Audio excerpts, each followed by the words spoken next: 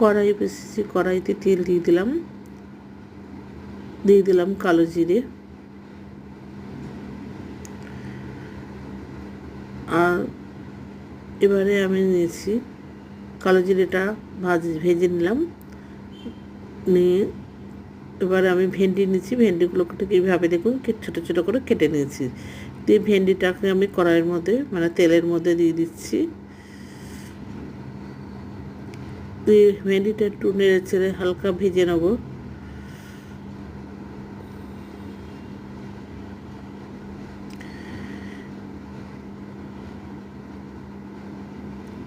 ভেন্ডিটা ভাজা হয়ে গেছে। এবার আমি দেখুন পোস্তর মতো আলু কেটে নিয়েছি ডুবো ডুবো করে একদম। এবার আলুগুলোকে আমি ভেন্ডির মধ্যে দিয়ে দেবো, দিয়ে বেশ কিছুক্ষণ নাড়াচাড়া করে ভেজে নেব।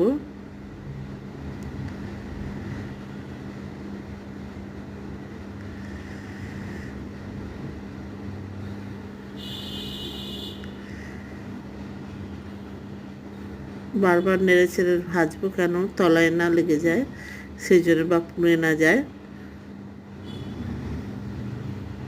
একদম সিম্পল মেথডে আমি ভেন্ডি আলু সবজি বানাচ্ছি, আপনারা দেখুন। এবার আমি এখানে লবণ অ্যাড করলাম। আমি আগে লবণটা দিইনি, কারণ লবণ দিলে ভেন্ডি আর আলু কড়াইতে লেগে যাবে, সেই জন্য একটুখানি ভেজে নেওয়ার পর আমি লবণ দিচ্ছি। এবার দিয়ে দিলাম লঙ্কা, কাঁচা লঙ্কা দিচ্ছি 4-5টা, হলুদ দিয়ে দিলাম, দিয়ে ভালো করে নেড়ে ছেড়ে দিচ্ছি। আপনারা চাইলে এখানে লাল লঙ্কার গুঁড়ো ইউজ করতে পারেন, আমি করিনি। এবার দিয়ে দিলাম একটা টমেটোটা কেটে কুচিয়ে নিয়েছি, নিয়ে ওটা এখানে দিয়ে দিচ্ছি। এটাও ভালো করে ভেজে নিচ্ছি।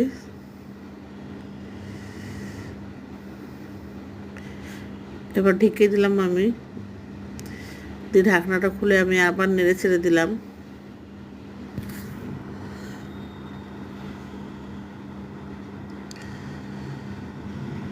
এবার আমি এখানে ধনে আর জিরে গুঁড়ো দিয়ে দিচ্ছি, 1/2 চামচ ধনে গুঁড়ো, 1/2 চামচ জিরে গুঁড়ো দিয়ে এটা খুব ভালো করে নেড়ে ছেড়ে ভেজে নেব।